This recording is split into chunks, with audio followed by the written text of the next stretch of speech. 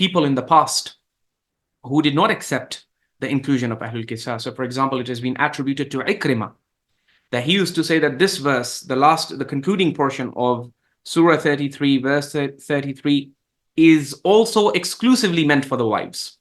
So you have this kind of opinion that says, no, in Ayatul Tathir, there is no place for anyone except the wives. But this can be very easily refuted from the Quran itself, from the Arabic of the Quran, from the grammar of the verse, from the very use of the word Ahlul Bayt, which is a generic term that is not exclusively confined to the wives. There are many arguments that you can easily use to refute the position of Ikrimah, and that's why it's not a serious or respectable position in this ummah. After bringing the verse up to this point, that they should not thump their feet to make known their hidden ornaments. This is obviously about ladies, because men, this does not apply to them. So after saying this, Allah says, وَتُوبُوا إِلَى اللَّهِ جَمِيعًا أَيُّهَا الْمُؤْمِنُونَ. Rally to Allah in repentance, O faithful, O mu'minun. Now, would it be right to say that because Allah has used mu'minun, which is a masculine plural noun, so because He used a masculine plural, therefore the ladies whom He was addressing here, they are excluded? Can you exclude the believing women whom Allah was addressing here?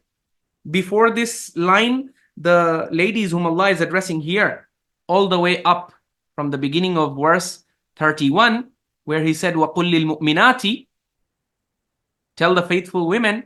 So now these faithful women, are they excluded from mu'minun that Allah mentions in the last part of the verse? Absolutely not. Same thing would apply to Surah Al-Ahzab, verse 33. That even though the beginning portion of the verse and the entire passage is addressed exclusively to the wives of the Prophet ﷺ, but because at the end, Allah doesn't say, إِنَّمَا يُرِيدُ اللَّهُ لِيُذْهِبَ عَنْكُنَّ الرِّجْسَ أَيَّتُهَا الْأَزْوَاجِ. He doesn't say Allah wants to remove impurity from you, O wives, but rather He says, O Ahl al-Bayt, O members of the household.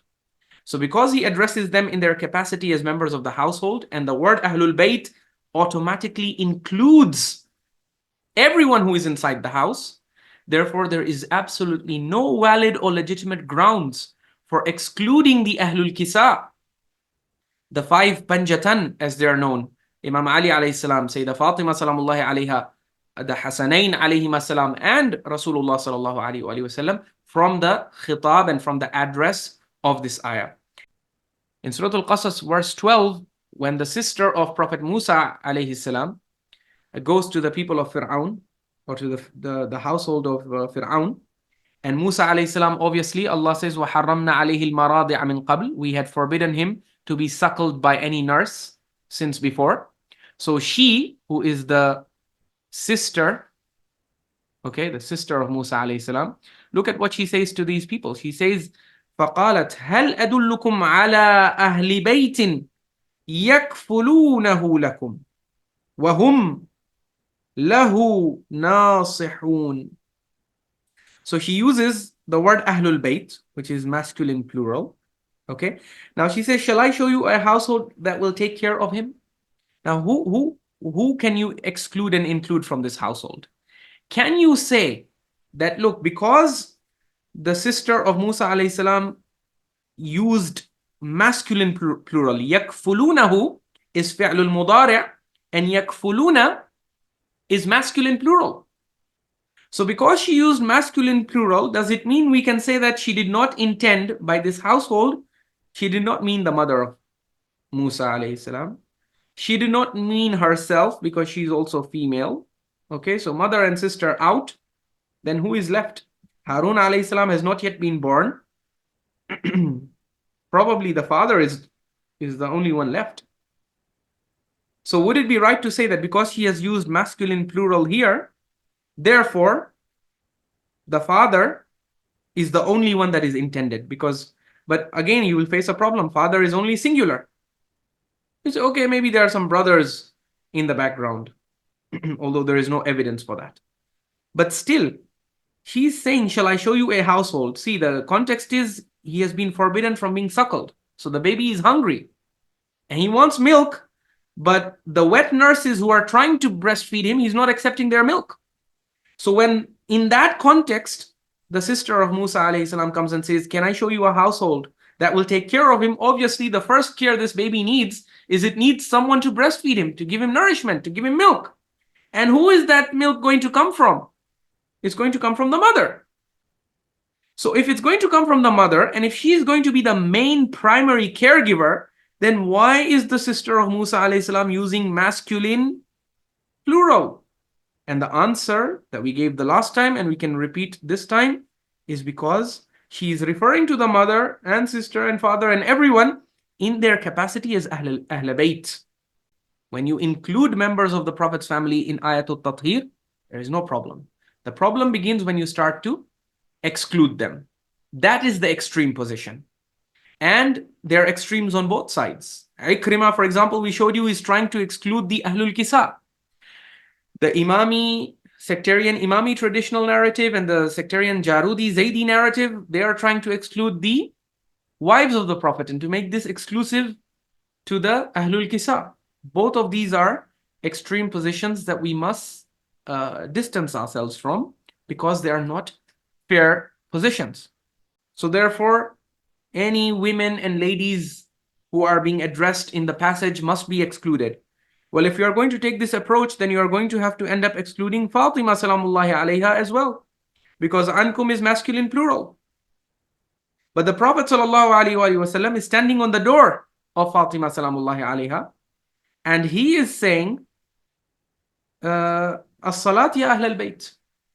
So when he's saying ya ahl al-bayt, and when he's reciting a verse that has masculine plural, does it mean he's deliberately trying to exclude Fatima salamullahi alayha from it? The exclusion that these reports talk about, yani the reports of Hadithul Kisa, they mention how Salama, for example, Ridwanullahi alayha, said, can I come under the cloak? And the Prophet sallallahu alaihi wasallam said, you are good where you are. You don't need to come under the cloak. So this is, they'll say, well, see, the Prophet is excluding his wife from being under the cloak. Although reasons for that have been given, such as the fact that Imam Ali alayhi salam is inside that cloak. The Prophet has covered him with it. So the Prophet sallallahu alaihi wasallam to put Salama under a cloak where Imam Ali alayhi salam is also there, and he would be technically a non-mahram, that would be problematic. So that's why the Prophet sallallahu alaihi wasallam tells her that you don't need to physically come here. You are good wherever you are. So yes, you can exclude the wives from being members of Ahlul Kisa. I don't think anyone in the Ummah says that wives are Ahlul Kisa. So yes, we have evidence from the text to exclude the wives from Ahlul Kisa, for example. You can argue that position. But you cannot exclude them from being the addressees and from being those intended by the phrase Ahlul Bayt in the ayah of the Quran. And it obviously includes them. And Allah says, إِنَّمَا يُرِيدُ اللَّهُ لِيُذْهِبَ عَنْكُمُ الرِّجْسَ أَهْلَ الْبَيْتِ وَيُطَهِّرَكُمْ تَطْهِيرًا. The wives are included. After this is complete, and the Prophet ﷺ senses that this verse, because it was addressed, the beginning part was addressed exclusively to the wives. So some people might get the idea that maybe this is exclusively for the wives. So he specially calls for the four of the five Panjatan. And he puts them under a cloak. And he says, Allahumma inna ha'ulai ahlu bayti, or ha'ulai ahlu bayti, oh Allah, these are my ahlul bayt. And he makes a special dua for them. That, Ya Allah, this vision that you have described in the ayat of Tathir in the Quran, this vision that you have described, I ask you and I pray to you to make this vision a reality for these Ahlul Kisa.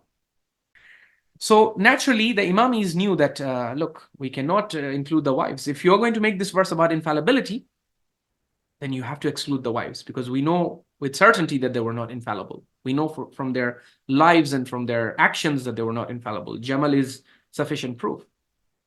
So because we know that wives are not infallible, therefore, if we are going to argue that this verse is about infallibility, then we need to find a way to exclude the wives. So do you see all this injustice and all this unfair exclusion of the wives came about because they tried to artificially superimpose infallibility on this verse. If you remove infallibility from the picture, the way we have done in the previous lecture that we delivered, once you remove infallibility and you say, no, this is just Allah's legislative vision, then everyone can be included. Just like in the verse of wudu, when Allah says, وَلَكِنْ يُرِيدُ لِيُطَهِّرَكُمْ, Allah desires to purify you.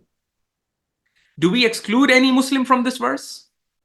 So he says, he believes, Shaykh Muhammad Asif Muhsini believes that the irada in this ayah is takwiniya. It is by force of natural law. Qat'an. He says, and I can say this with certainty. Why? لِتَعَلُّقِهَا بِأَفْعَالِ نَفْسِهِ تَعَالَى لَا بِأَفْعَالِ غَيْرِهِ. So now this is where it gets interesting. Some people think that Ayatollah Shaykh Muhammad Asif Muhsini is like some kind of guru for us because we like to quote him a lot. Today they will find out that we are equally as critical of him.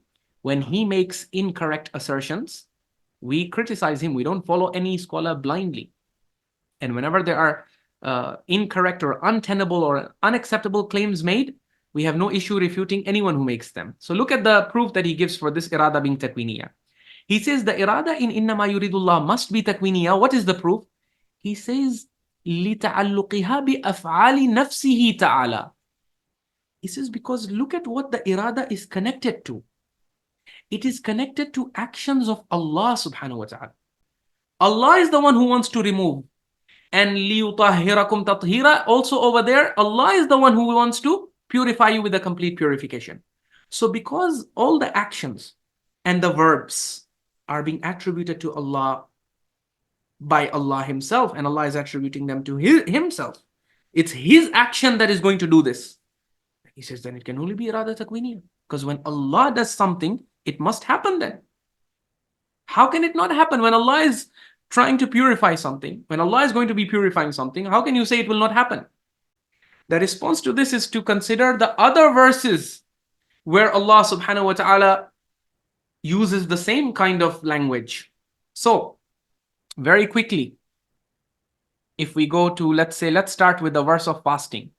I want to show you how this principle of Shaykh Muhammad Asif Muhsini is actually invalid. It is batil. It is a flawed deduction. Because you come to the verses of fasting. What did we say after prescribing the legislation of fasting? Allah subhanahu wa ta'ala says, يُرِيدُ اللَّهُ بِكُمُ الْيُسْرَ وَلَا يُرِيدُ بِكُمُ الْعُسْرَ. Allah desires ease for you, and He does not desire hardship for you. But because Allah attributed لِيُذْهِبَ and لِيُطَهِّرَ to Himself, therefore it must be takwiniya. So Maulana, come to now the verse of wudu. In the verse of wudu, when Allah subhanahu wa ta'ala, for example, verse number 6, when He says here, وَلَكِنْ يُرِيدُ لِيُطَهِّرَكُمْ, but He desires to purify you. So the action of purification, who is it being attributed to? He desires to purify you, لِيُطَهِّرَكُمْ. Okay, how is this any different from Ayatul Tathir? In Ayatul Tathir, Allah said, Allah desires to purify you, right? Here Allah is saying, in the verse of wudu, He's also saying, I am the one who desires to purify you. So who is going to purify? Allah is telling His Prophet sallallahu alaihi wasallam, وَإِنَّ لَكَ لَأَجْرًا غَيْرَ مَمْنُونَ. You will have a never-ending reward for you. وَإِذَا رَأَيْتَ ثَمَّ رَأَيْتَ نَعِيمًا وَمُلْكًا كَبِيرًا. You shall have gardens of bliss and a huge kingdom in the hereafter. So what is he getting all of this for if he has been purified automatically by force of kun fayakun, by irada takwiniya, without any free will, without any effort on his part? So this is where they turn around and they say, no. Infallibility does not mean that they cannot sin. Yani they have free will. Well, Shaykh Asif Muhsini himself admitted that if you accept the moment you introduce free will and you remove Allah's irada takwiniya, then you can't get isma. The rule of thumb is that he's trying to explain to you his vision. Okay? After tough legislation, when Allah brings a yuridu, and after that yuridu, He tries to give you something, some explanation for why these laws are being imposed, then that is irada tashri'iyya. He's showing you what His vision is.